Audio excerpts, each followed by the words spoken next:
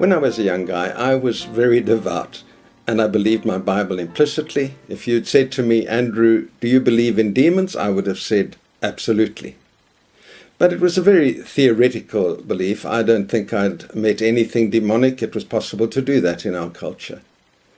My dad had a much more practical belief in demons, because he'd had a friend who, although a Christian, very unwisely had gone to a séance. He said they sat round a little table and put their hands on the table, and after a while the table began to shake.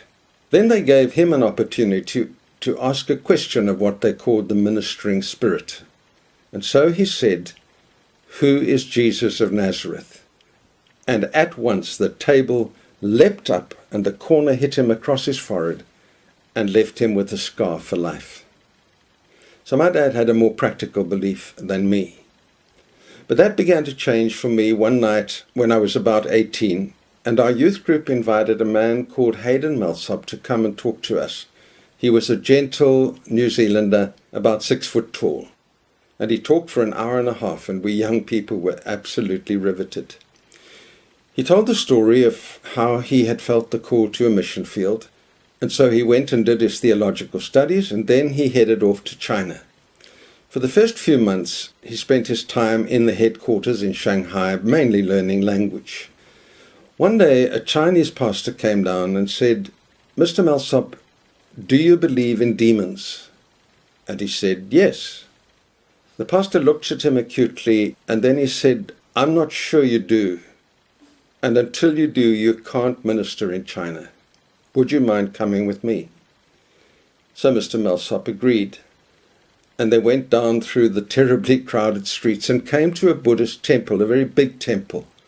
The interior was probably about the size of a school hall. And round the sides were alcoves, probably each about the size of a classroom. In one of those alcoves were 15 to 20 Buddhist priests sitting on little stools with their legs folded lotus fashion, holding their holy books in their arms and swaying back and forth as they read them. And then the pastor said, "Look," and all at once all of them put down their holy books, their eyes went glassy and glazed over, and then all of them lifted off their stools and started to float around the room, between 18 inches and 2 feet off the ground. He said, being a Westerner, I was looking for ropes and pulleys, and there was nothing. But he said what really convinced him of the reality of demons wasn't what he saw. It was what happened to him afterwards. He was struck by a terrible black active depression, and he just wanted to kill himself. They had to post someone to be with him day and night to make sure he didn't do that. And he said, I was not a depressive person. Before I left to the mission field, I had had medical and psychological testing. I didn't have any problem. But this thing came upon me. The missionaries prayed for me, and they weren't able to help. The only thing that helped was when the Chinese came, and they prayed for him, and then he was delivered. I believe he was oppressed by a demon. I don't believe he was possessed, and I think there is a difference. But he said, what I learned from that is never to go into a demon-type situation as a spectator, and never to go until I've covered myself in prayer with the blood of Christ and the power of the ascension, and only to go if I'm going to do ministry. Now, I'm no expert in the matter of demons, but I have seen a few down the years in the ministry. And we made it a practice never to go into that sort of situation before we'd covered ourselves in prayer and asked for the covering of Christ. And then when we got into the situation, we would always begin by reading that passage from Ephesians 1 about the authority and the supremacy of Christ. And we read it out loud. We must never assume that Satan or demons can read our minds. We read it out loud so they could hear of the authority of Christ. I'm actually going to read a few of those verses right now, partly to cover myself. I always feel the need to do that when I talk about demons. They hate truth about them to be revealed. And I'm also reading it partly for you, as you're listening to this, that you won't listen as a spectator, and that you will claim for yourself the covering and protection of Christ. I pray that the eyes of your heart may be enlightened, in order that you may know the mighty strength God exerted when he raised Christ from the dead and seated him at his right hand in heavenly realms, far above all ruler, authority, power, and dominion.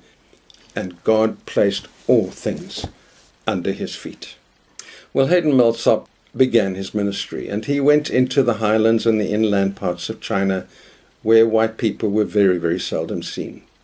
He said there was one long, deep valley there, where the communists had sent in their teachers and indoctrinators. But those people had fled the valley because there was such bad demon activity that they were scared stiff. And they actually said, the communists actually said to the missionaries, you better go in there, they need you. And then one day, in the highlands of China, they came to a village. And the people flocked out to see this amazing man, 6 feet tall, pale, with round eyes. They'd never seen a white man before, and they'd certainly never heard the English language.